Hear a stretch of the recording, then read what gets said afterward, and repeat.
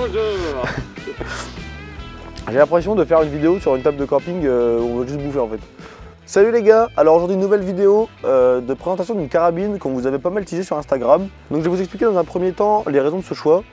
Et après on vous montrera quelques plans de tir qu'on a fait avant de tourner ça, puisque justement Benjamin n'avait jamais tiré avec, c'était l'occasion de faire tirer quelqu'un qui n'avait jamais tiré avec pour avoir un ressenti d'une première sensation.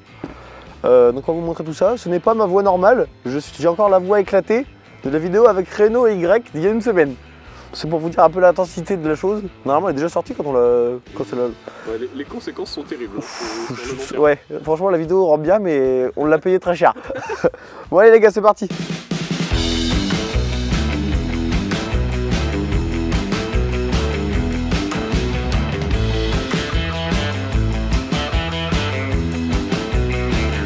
Alors, première chose.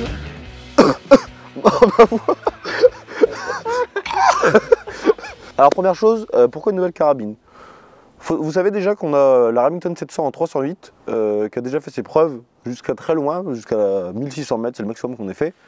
Mais c'est pas vraiment une arme adaptée pour, et du coup je voulais une carabine de tir longue distance pour une distance qui soit un peu plus grande, mais aussi dans un rapport qualité-prix qui soit le plus contenu possible, on va dire.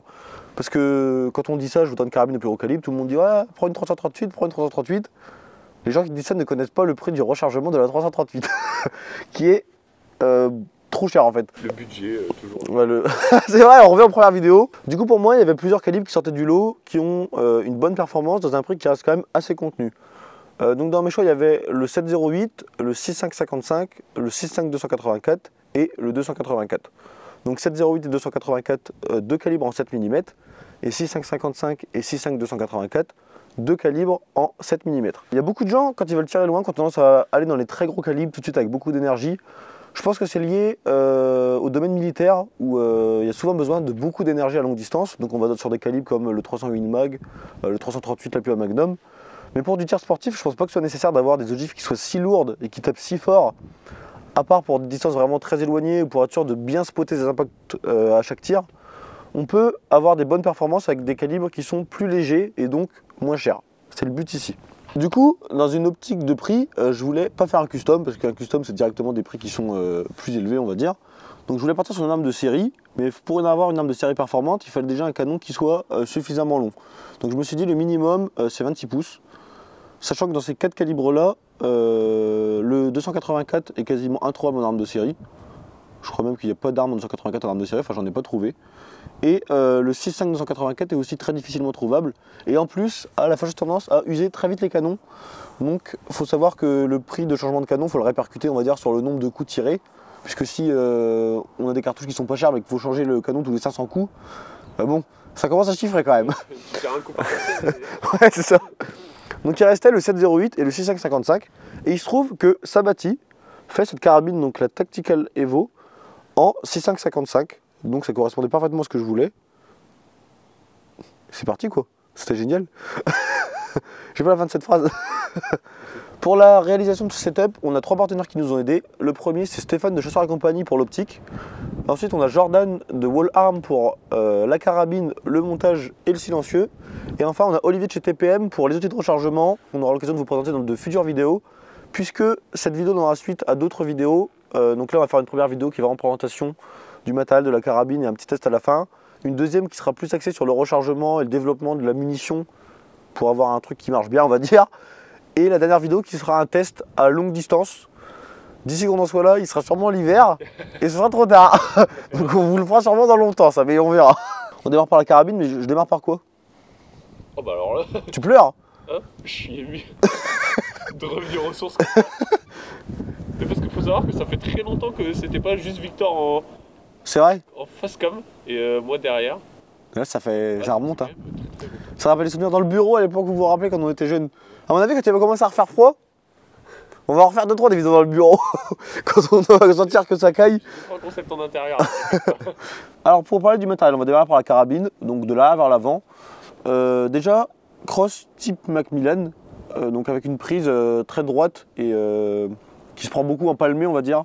C'est la prise au final que j'utilise tout le temps, même sur la Remington maintenant, même qui est en poignet pistolet. C'est celle que je préfère, je trouve qu'il y a moins de tension dans le poignet et c'est plus doux au départ. Je vois Benjamin qui acquiesce derrière la caméra, il est d'accord. Clairement, moi ça m'a changé. Ça t'a changé la vie. Hein. Ah, ça m'a changé la vie. Non, vraiment, je trouve que c'est plus confort et ça tremble moins en fait. Ouais, Donc, parce que très bon tu point. crispes là-dessus, tu la Ouais. chopes le bordel, tu la secoues dans tous les sens. De quoi tu parles? Ah, on doit parler de la Appui-joue réglable, indispensable. On a l'habitude de tirer justement avec appui-joue. Et j'ai retiré récemment la Troy en mode précision sans appui-joue. C'est terrible. C'est pas confort et appui-joue indispensable. Culasse à 3 tenons, toujours eu des culasses à 2 tenons. Donc l'avantage, non, la différence c'est que le verrouillage se fait sur une distance plus courte. Donc il y a un peu plus de heavy lift quand on ouvre le levier. Mais bon, ça reste correct. Avec donc une action longue, ce qui permet d'avoir des cartouches qui sont même hors CIP, qui viennent quand même dans le chargeur. Donc ça, très bon point. Gros point positif de cette carabine, c'est le canon qui fait 28 pouces, donc un canon d'une belle longueur qui permet de bien optimiser la vitesse des projectiles.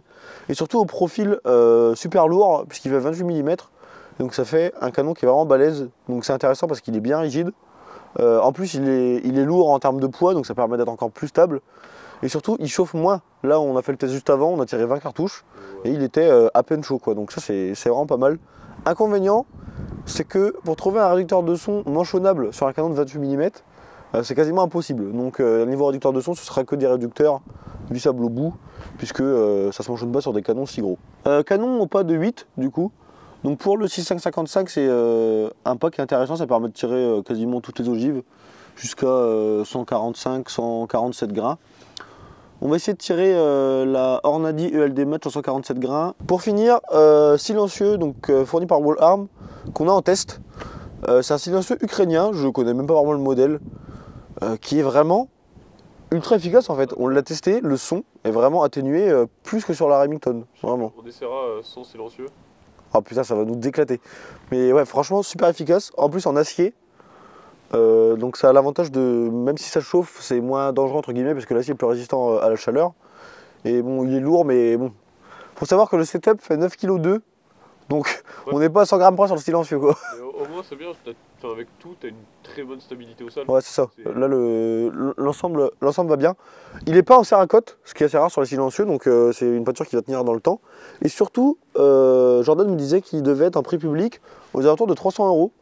Donc pour un silencieux acier de cette qualité-là, franchement, c'est vraiment pas mal. C'est un silencieux qui est en calibre 30, donc cette carbine elle est en calibre 6.5, ce qui fait que je pensais que le son serait moins atténué, et au final pas du tout, puisque normalement le son a plus de place pour sortir en même temps que l'ogive, mais en fait non, le son est vraiment bien atténué, donc en plus utilisable sur les calibres 30 et sur les calibres 6.5, et donc 7 mm et tout ce qui s'ensuit. Donc pas mal du tout. Si vous voulez le retrouver, il est disponible sur Naturabuy, puisque Jordan de Wallarm vend sur Naturabuy. On vous met le lien en description. Et franchement, je pense que en rapport qualité-prix, c'est le meilleur que j'ai pu avoir. Au niveau du montage, c'est un Oder monobloc. Moi j'aime bien les montages monobloc, ça permet de pouvoir incliner la lunette en plus du rail. Puis ça rajoute un peu de rigidité, même si bon, sur un calibre comme ça qui bouge pas fort, c'est pas forcément nécessaire. Mais c'est toujours mieux. Au niveau de l'optique, du coup, c'est une élément optique Titan 525x56, qui est une très bonne optique pour le prix. Nous, il faut savoir qu'elle est tellement inclinée en fait qu'on ne peut pas la zéroter à 100 mètres. On a 40 clics qui manquent, on va dire.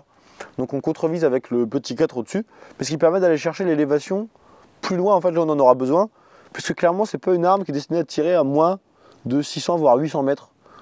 Donc bon, ça, encore, hein. Ouais, et c'est une arme qui normalement va tirera tout le temps un peu de 1000 mètres.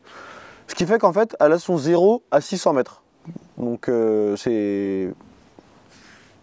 Ouais. Ah, en fait, il n'y a rien à rajouter. Rien à rajouter. Elle a son 0 à 600 mètres, voilà. Donc c'est une lunette qui vaut aux alentours de 800 € et qui pour son prix offre des trucs qui sont vraiment intéressants. Donc premier plan focal, zoom en 5.25, donc pour tirer à longue distance, c'est typiquement la plage utile. Sortie d'objectif en 56, ce qui la rend très lumineuse avec un tube en 34, clic en milliradian, réticule en milliradian. La parallaxe est en mètres, ce qui est pas mal parce que la majorité des lunettes, les parallaxes sont en yard. Même si en général les parallaxes sont pas étalonnés, donc il faut quand même faire attention, ça a l'avantage d'être en mètres.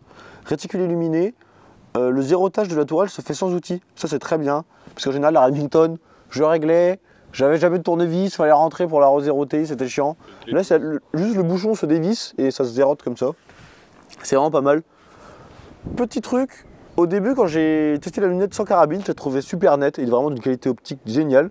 Et en la montant sur la carabine et en la zérotant, je trouvais la qualité moins bien. Je me dis, il y a forcément eu une couille dans l'histoire. Et en fait, il se trouve que comme elle est en butée basse, la qualité est moins bonne, mais dès qu'on remet 30 clics vers le haut, on retrouve la qualité, puisqu'en fait, en butée basse, donc le réticule est vraiment au bord de la lentille, donc la qualité est moins bonne, mais dès qu'on est sur les 90% d'utilisation normale de la lunette dans le réticule, la qualité est vraiment très bonne pour le prix, donc très bonne lunette. Voilà. Je confirme. Benjamin acquiesce. Pour le bipied, je ne vais pas trop en parler parce que c'est pas le bipied définitif. Il y a du retard en approvisionnement. Vous voyez la gueule du truc, hein. Ouais, en fait, c'est un bipied, donc c'est un Atlas V10 basique, qui est un très bon bipied au demeurant. Un très bon bipied pour la Remington qui est parfait parce qu'ils se font bien dans le setup. Pour celle-là, il est un peu léger. Déjà visuellement, il fait pitié en fait, il est anorexique ce bipied. Il est tout petit. Quand t'es en visée. Ouais, et surtout, il n'est pas assez lourd en fait. Parce que comme le canon est très lourd, tout le poids est à l'avant. Ce qui fait qu'en fait, à l'arrière, il n'y a quasiment rien à soulever. Et donc tout le poids est sur le bipied. Et elle mérite un bipied qui soit un peu plus gros, je pense. Donc on va voir pour un bipied un peu plus gros. On va fixer 2 baramines. 2 baramines sur un pare-pare soudé et ça sera nickel. Pour rentrer un peu dans le vif du sujet, du coup, c'est une carabine qui devrait servir normalement de 600-800 mètres jusqu'à, en utilisation normale, on va dire 1500 mètres. Il y a beaucoup de gens qui doutent des capacités du 6.5 pour aller loin. Et qui ne jurent que par des très gros calibres. Moi je suis pas de cette école là parce que je pense que les gros calibres c'est bien, mais ça coûte très cher à l'utilisation, notamment au niveau du prix des ogives, de l'usure des canons, du recul aussi parce qu'un gros calibre ça tape. Et quand on tire 50 cartouches d'affilée, bon, ça peut devenir un peu emmerdant. Et c'est surtout que pour s'auto-spotter avec un gros recul, c'est parfois impossible. Si jamais on n'a pas le temps de se remettre en ligne, c'est compliqué.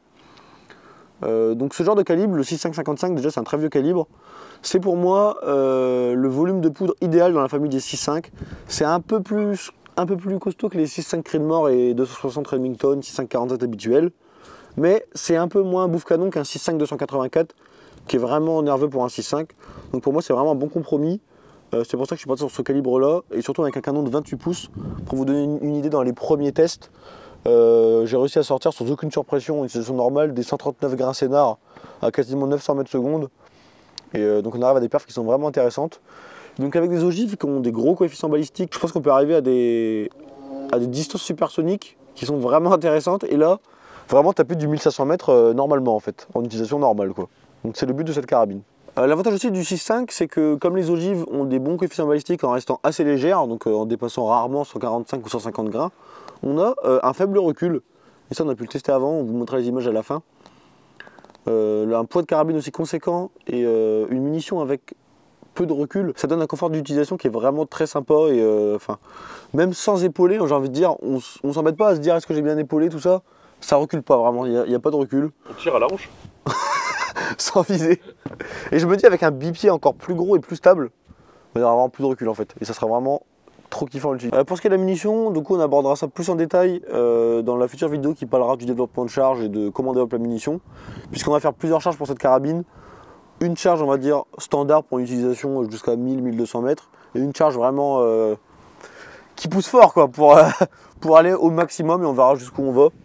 Et j'avoue qu'on a une petite espérance pour un 2000 mètres. Mais on verra. Parce que du coup l'inconvénient du 6.5 c'est que comme c'est des ogives qui sont légères, on voit peu les impacts. Et c'est le problème en fait, ça va être de spotter les impacts parce que voir un impact d'une 6.5 à 2000 mètres, ça commence à être compliqué quoi. Ça va être ça le gros point noir. Ouais mais Baptiste il a dit que j'étais un bon spotter donc Mais du coup ouais, franchement si on arrive à bien spotter normalement, ça devrait le faire et ça devrait être pas mal.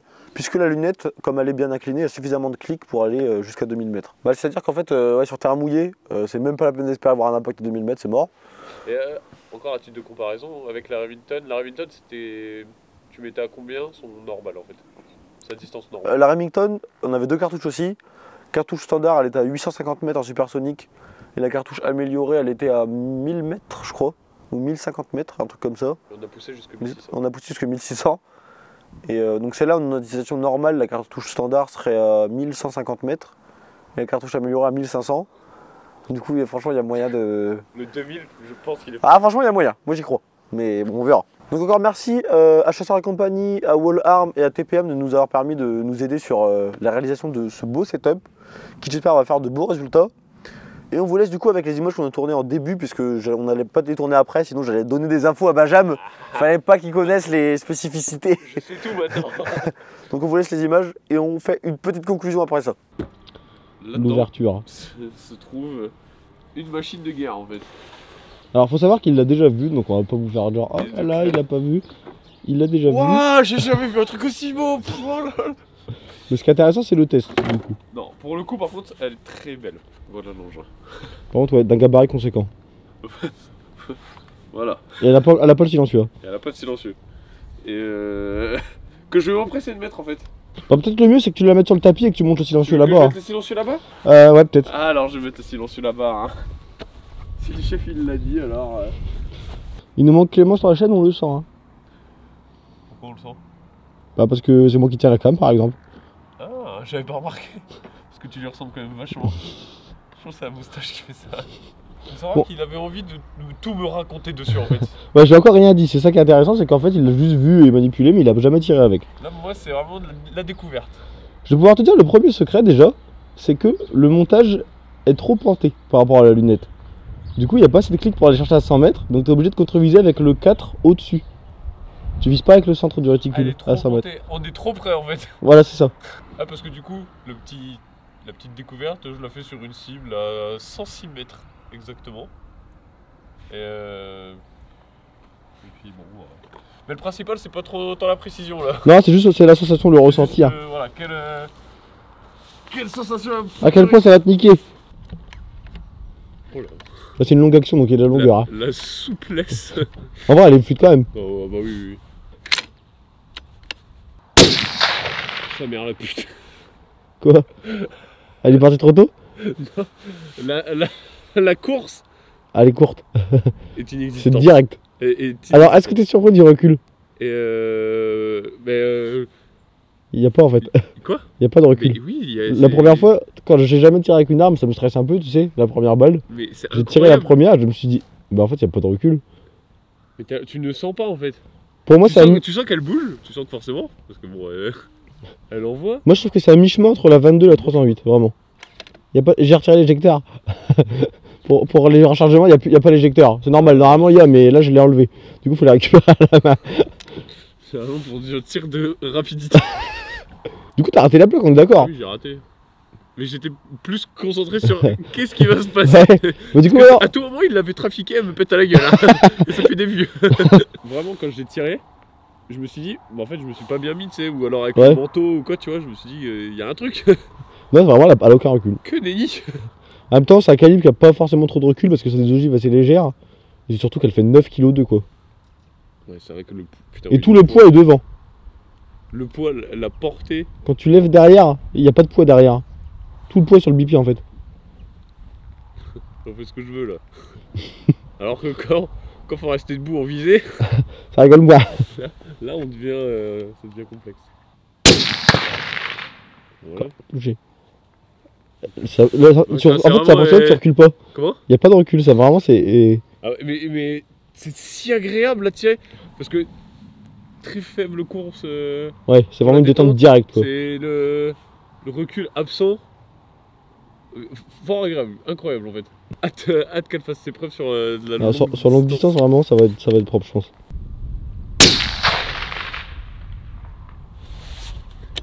Je trouve même qu'au niveau du bruit, je sais pas si tu le sens, mais c'est moins fort que la 308. Hein. Au niveau du bruit. Ouais. Je vais me concentrer dessus. Je pense que le silencieux est vraiment efficace déjà. Et même le calibre doit faire moins de bruit parce que faudrait comparer sans silencieux. Mais je trouve que vraiment ça fait moins de bruit. Ça claque pas autant en fait. Oh merde, j'ai un beau groupement, je l'ai foiré. C'est vrai? J'en ai mis là, plus à côté là, oui. Donc je vais avoir le droit de dire que j'ai fait un meilleur groupement que toi. Ah non, il est sans pas meilleur sac. que le tien. Non, moi je sais pas, j'arrive pas à voir d'ici. Bon, du coup, on regarde les petits groupements, les petits résultats des groupements. On en a fait 8 chacun. À 8 tirs chacun. Et Victor a été majestueux. Alors, on Du démarre coup, par le au tien. milieu, on le laisse. Hein. Ouais, alors Ça, le c'est groupement bon. du milieu c'est autre chose. Ça, le groupement de Benjamin, donc point visé, c'est ça. Donc évidemment, on tire pas sur le point visé parce que ça déglingue le truc, après c'est chiant. Donc bon, c'est un. Donc c'était là. Sachant qu'au début, il a tiré surtout sur sa carrière, hein. Ça faut le savoir. Ouais. Et.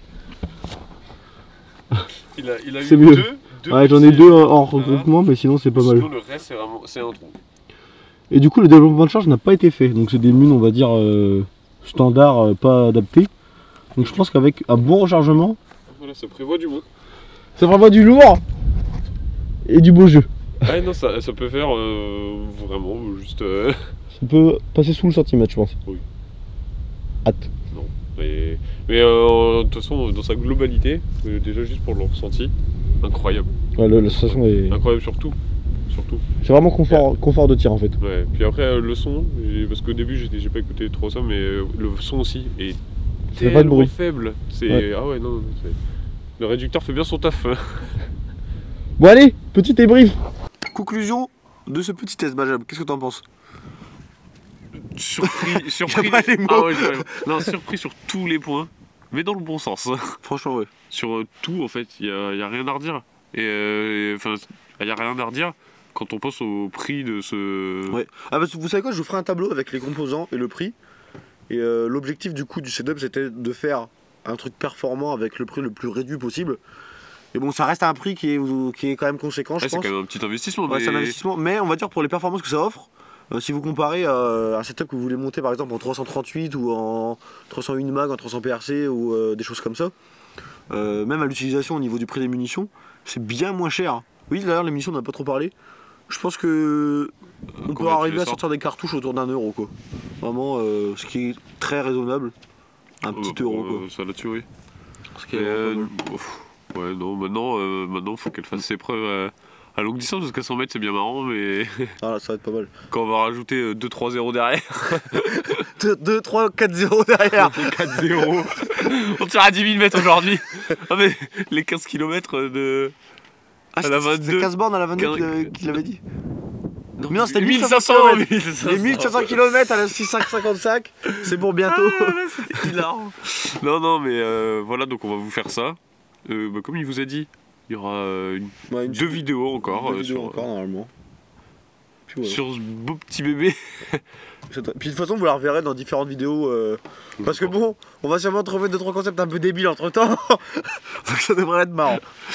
Donc voilà, on vous l'a présenté dans sa globalité, avec la petite présentation, enfin la petite découverte. Si vous avez des questions, n'hésitez pas à les poser en commentaire. On essaiera vraiment d'y répondre parce que je pense que ça peut donner suite à des fabrications de setup chez vous. N'hésitez pas si jamais vous voulez. Je pense que c'est vraiment intéressant, sachant que cette carabine existe aussi en différents autres calibres qui sont, je trouve, un peu moins intéressants, même s'il y a des calibres qui restent intéressants. Elle est par exemple, elle existe en 6.5 cris de mort, en 308. Non, mais il y a moyen de faire de Il y belles a des créations. choses pas mal. Donc on vous met les liens de tout ce qu'on a donc chez les gens chez qui on les a eu. N'hésitez pas à y aller, à faire vos commandes. Dites que vous venez de notre part, ça fera plaisir. Vous dites la gauloiserie, ça fait. Et on vous laisse là-dessus. C'est nul comme ça. En fait, j'étais pas prêt. Si j'étais prêt, j'aurais dit. C'est nul comme ça, mais j'ai envie d'aller, c'est comme ça. Ah, mercredi Au prochain. revoir. On la laisse comme ça. On la laisse comme ça. J'en entendrai pas d'autre. Je ne veux pas en faire d'autres.